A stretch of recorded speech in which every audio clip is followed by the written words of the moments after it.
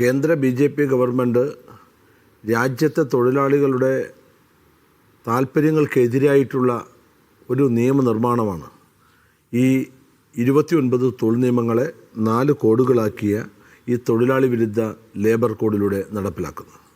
2019 parliament പാസ്സാക്കുകയും ശക്തമായ പ്രതിഷേധം പാർലമെൻറ്റിൽ ഉയർന്നു വരുന്ന ഘട്ടത്തിൽ ആ പ്രതിഷേധത്തെ മുഖവിലക്കെടുക്കാതെ ഏകപക്ഷീയമായി പാസ്സാക്കിയ നിയമം ഏതാണ്ട് 5 വർഷക്കാലം നടപ്പിലാക്കാൻ BJP തയ്യാറായില്ല.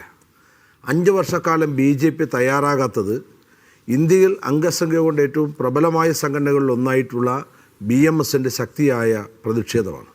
ശക്തിയായ പ്രതിഷേധം എന്ന് പറയുമ്പോൾ BMSൻ്റെ സംസ്ഥാന നേതാവ് കൂടിയായിട്ടുള്ള കേരളത്തിലെ തന്നെ പ്രമുഖ ട്രേഡ് യൂണിയൻ നേതാവ് ശ്രീ ഉണ്ണികൃഷ്ണ പോലെയുള്ള ആളുകൾ അതിനോട് എതിർത്ത നിലപാട് സ്വീകരിച്ചു എന്നാണ് അവസാന ഘട്ടം വരെയും ഞങ്ങൾ മനസ്സിലാക്കിയത്. കാരണം പഴയ കാലത്തേതുപോലെ അല്ല, വിദ്യാസമ്പന്നരും നല്ല ബോധവും നിയമവ്യവസ്ഥകളെ സംബന്ധിച്ചും തൊഴിൽ നിയമങ്ങളെ സംബന്ധിച്ചും നല്ല ധാരണയുള്ളവരുമായ തൊഴിലാളികളെയാണ് ഇവർ നയിക്കുന്നത്.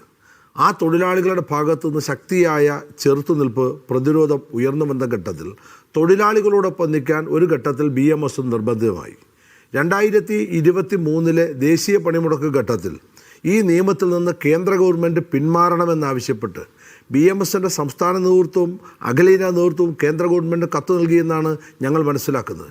ആ ഘട്ടത്തിൽ അതിനോട് എതിർത്ത് നിന്ന BMS ഏറ്റവും ഒടുവിൽ BJP അല്ല BMSനെ നിയന്ത്രിക്കുന്നത് RSS ആണ്. RSS അഖിലേന്ത്യാ നേതൃത്വത്തിൻ്റെ ഭീഷണിക്കും സമ്മർദ്ദത്തിനും വഴങ്ങേണ്ടി വരുമ്പോൾ ഇത് സ്വീകരിക്കുന്നു എന്ന് മാത്രമല്ല ധീരമായ നിലപാട് എന്നാണ് കഴിഞ്ഞ ദിവസം BMS നേതൃത്വത്തിൻ്റെ ഇത് സംബന്ധിക്കുന്ന പ്രസ്താവന. 1926 ട്രേഡ് യൂണിയൻ നിയമം വന്നതുകൊണ്ട് അത് കാലഹരണപ്പെട്ടതും അപരിഷ്കൃതമാണ് എന്ന് വ്യാഖ്യാനിക്കപ്പെടുമ്പോൾ ഈ കാലത്ത് അടിമ സമാനമായി തൊഴിലാളികൾ പണിയെടുത്തിരുന്ന കാലത്ത് തൊഴിലാളികൾക്ക് സംഘടിക്കാനോ സംഘം ചേരാനോ കൂട്ടായി വിലപേശാനോ അവകാശം നിഷേധിച്ചിരുന്നൊരു കാലത്ത് ബ്രിട്ടീഷുകാർ ഇന്ത്യ ഭരിക്കുന്ന കാലത്ത് ബ്രിട്ടീഷ് പാർലമെൻറ്റ് ഇന്ത്യയിലെ ശിപ്പായിമാർക്ക് തൊഴിലാളികൾക്ക് അനുവദിച്ചു നൽകിയ പരിമിതമായ തൊഴിലവകാശങ്ങളാണ് ട്രേഡ് യൂണിയൻ ആക്ട് 1926. ആ 1926 ട്രേഡ് യൂണിയൻ ആക്ടിനോടൊപ്പം കൂട്ടിച്ചേർക്കപ്പെട്ടതാണ് പേയ്മെൻറ്റ് ഓഫ് വേജ് ആക്ട്. സ്വാതന്ത്ര്യലബ്ധിക്ക് ശേഷമുണ്ടായ 1936 നിയമമാണ്. 1948 സ്വാതന്ത്ര്യം ലഭിച്ചതിന് ശേഷം ഇന്ത്യയിൽ ആദ്യം നിർമ്മിക്കപ്പെട്ട തൊഴിൽ നിയമമാണ് മിനിമം വേജ് ആക്ട്. അതുപോലെ തന്നെ പേയ്മെൻറ്റ് ഓഫ് ബോണസ് ആക്ട് 1965. അതുപോലെ തന്നെ equal remuneration act.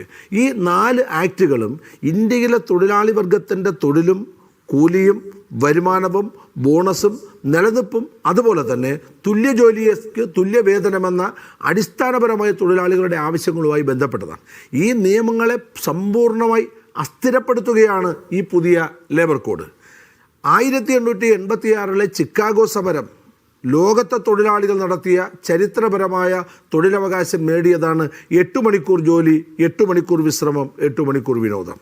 Shri Narendra Modi നേതൃത്വം കൊടുക്കുന്ന കേന്ദ്ര ഗവൺമെൻറ് രാജ്യത്തെ കോർപ്പറേറ്റുകളുടെ താല്പര്യങ്ങൾക്ക് വേണ്ടി നടപ്പിലാക്കുന്ന ഈ നിയമം 8 മണിക്കൂറിൽ നിന്ന് 12 മുതൽ 16 മണിക്കൂർ വരെയായി തൊഴിലാളിയുടെ തൊഴിൽ സമയം വർദ്ധിപ്പിക്കുകയാണ്. 8 നിന്ന് 12 ആകുമ്പോൾ 8-3-24 3 ഷിഫ്റ്റുകളിലായി പ്രവർത്തിക്കുന്ന ഒരു കമ്പനി 12 മണിക്കൂർ വീതമുള്ള 2 ഷിഫ്റ്റായി മാറുമ്പോൾ സ്വാഭാവികമായും നിലവിൽ തൊഴിൽ ചെയ്യുന്ന തൊഴിലാളിയിൽ 3-1 ആളുകൾക്ക് തൊഴിൽ നഷ്ടപ്പെടുമെന്ന് മനസ്സിലാക്കാൻ വലിയ പരിജ്ഞാനമൊന്നും വേണ്ട, സാമാന്യബോധം മതി. 3-1 വിഭാഗം തൊഴിലാളികളുടെ തൊഴിൽ നഷ്ടപ്പെടും എന്നതാണ് പ്രധാനം. മറ്റൊന്ന് 44ാമത് Indian labour conference central government കീഴിലുള്ള ഒരു സ്റ്റാറ്റ്യൂട്ടറി കമ്മിറ്റിയാണ്.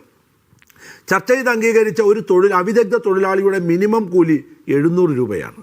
ആ 700 രൂപ മിനിമം കൂലിയാണ് ഈ പുതിയ കേന്ദ്ര നിയമത്തിൻ്റെ ഭാഗമായി ഇദ്ദേഹം ഫ്ലോർ വേജ് എന്നതിൻ്റെ മലയാള പരിവർത്തനമാണ് തറക്കൂലി എന്ന് പറഞ്ഞാൽ നാട്ടിൻ പ്രദേശത്തെ ഒരു സാധാരണ ലാംഗ്വേജിൽ തന്നെ അതിനെ തറക്കൂലി എന്ന് തന്നെ പറയേണ്ടത് 700 നിന്ന് ഒരു അവിദഗ്ധ തൊഴിലാളിയുടെ മിനിമം കൂലി 202 രൂപയായി കുറച്ചു.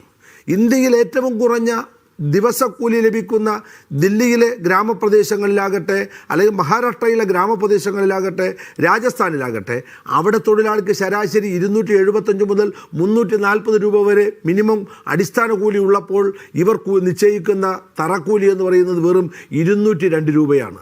700 രൂപയും 202 രൂപയും തമ്മിലുള്ള അന്തരമാണ് ഞങ്ങൾ ചൂണ്ടിക്കാണിക്കുന്നത്. മറ്റൊന്ന്, ഒരു തൊഴിലാളിക്കും ഇനി സ്ഥിരം ജോലി വേണ്ടതില്ല.